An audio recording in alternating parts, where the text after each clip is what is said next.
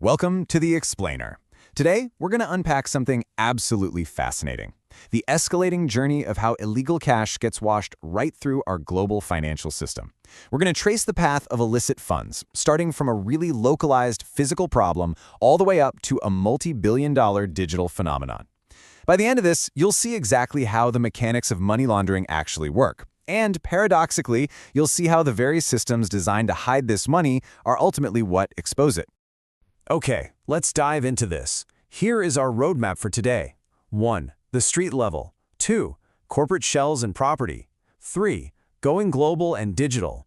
4. The institutional blind spots. And finally, 5. How it all unravels.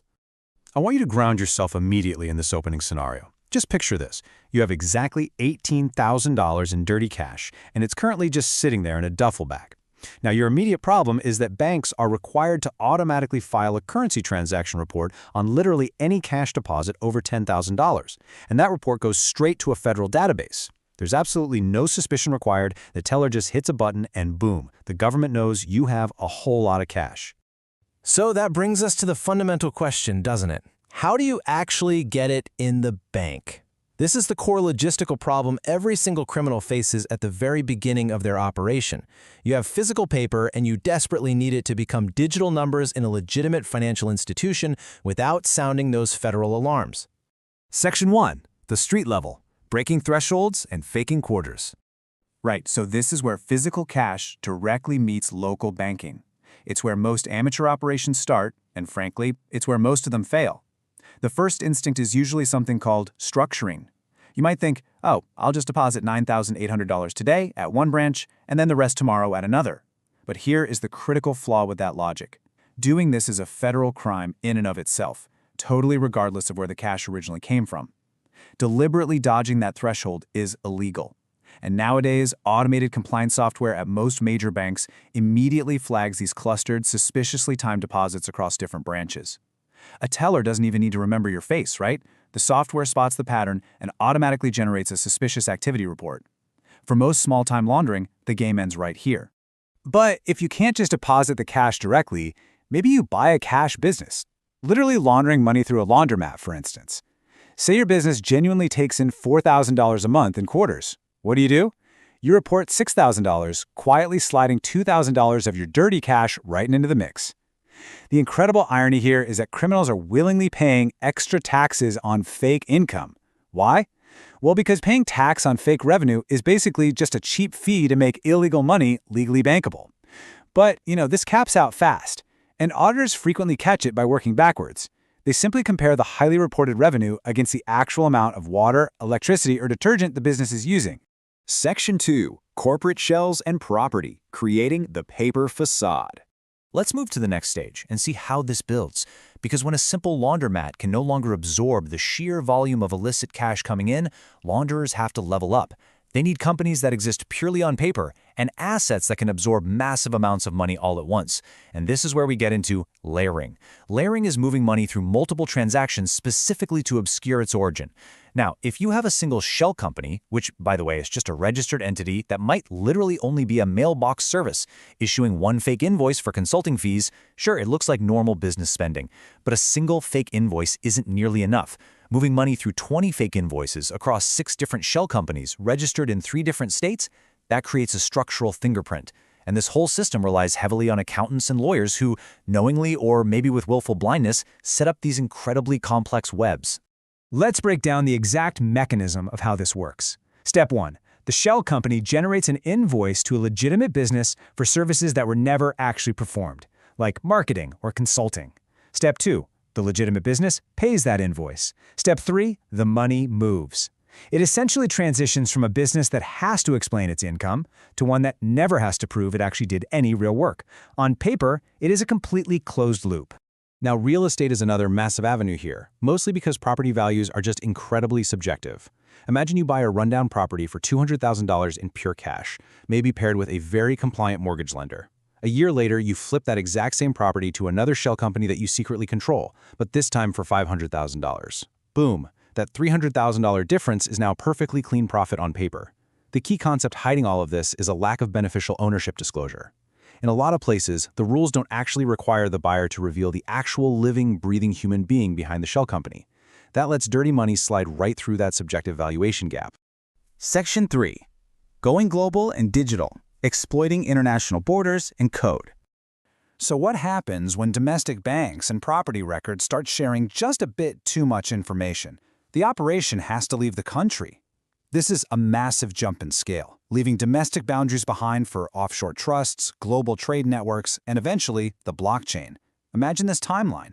Money sitting in country A wires to a shell company in country B, which then pays a loan to a trust administered in country C. Every single hop across a border adds a completely new legal jurisdiction. Investigators can't just casually follow the money, they literally have to individually ask each country to share their private financial records. And sure, some cooperate, but others require years of diplomatic and legal red tape. By moving money sequentially across these borders, launderers are specifically designing a system to multiply the labor for anyone trying to trace it backward. And this brilliantly illustrates what regulators call the hardest method to detect: trade-based laundering. Consider this scenario. You ship a container of furniture that's genuinely worth $20,000, but you purposefully invoice it for $100,000. The importing company pays that inflated price, effectively moving $80,000 of dirty money across a border, completely disguised as legitimate commercial trade. The thing is, customs agencies are built to catch physical smuggling, right? They aren't designed to act as price appraisers for every single invoice that comes across their desk. Unless investigators use really deep statistical data analytics to spot companies systematically pricing goods at the extreme edge of plausibility over a span of years, this method looks exactly like ordinary international commerce. Next up, let's look at the digital frontier: cryptocurrency mixing. Mixers basically pool dirty crypto with clean crypto and redistribute it to break the on-chain link. But here is the ultimate paradox. That promise of total anonymity turns out to be temporary rather than permanent. Why? Because the blockchain is fundamentally a public, permanently recorded ledger. The very moment an international law enforcement operation raids a mixing service and seizes its transaction logs, years of transactions are retroactively unmixed in a single stroke. It's crazy to think about, but the very tech that enabled the crime becomes the exact tool that exposes it forever. Section 4. The institutional blind spots. Correspondent banking failures. Now we enter the absolute apex of the system. We're no longer talking about duffel bags. We are talking about individual transactions vanishing into billions of dollars moving between global correspondent banks. You know when you read about those massive banking fines in the news? It's rarely some dark conspiracy of executives in a smoke-filled room. Actually, it's about misaligned incentives. It's usually an under-resourced compliance department that literally rewards its employees for processing transaction volume rather than for flagging suspicious activity. A bank in one country processes transactions for a bank in another, and their compliance culture is just porous enough to sort of look the other way. Billions of dollars in obviously suspicious activity can move through these global correspondent relationships simply because of an institutional failure to ask the obvious questions. Section 5. How it all unravels. The inevitable crash. So the crucial point is this. How does an architecture this sophisticated, spanning street-level businesses, offshore trusts, and global banking networks, ever actually fall apart? Well, mathematical systems and layered legal networks can survive external forensic scrutiny for years, but they absolutely crumble when faced with the human element. Behind every major paper trail is a real person. It's an accountant who kept a secondary ledger they weren't supposed to, an employee passed over for a promotion, a registered agent experiencing quiet unease. And with modern whistleblower protections offering some pretty substantial financial rewards, it literally only takes one motivated insider who sat in those meetings to speak up. That internal cooperation cracks open networks that external investigations could never hope to reach on their own. And the final nail in the coffin? Data aggregation. Every single layer of disguise we've talked about today, from the structured deposits all the way to the shell company invoices, creates a permanent data point. Intelligence units, like FinCEN in the US, aggregate these suspicious activity reports globally. Think about it.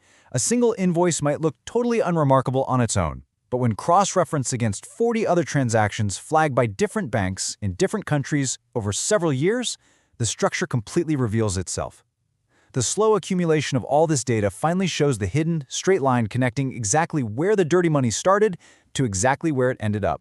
Which leaves us with this final incredibly provocative thought to consider. If every single layer of disguise, every shell company, every offshore hop, every fake invoice, just creates another permanent traceable data point waiting to be aggregated, is dirty money ever truly clean?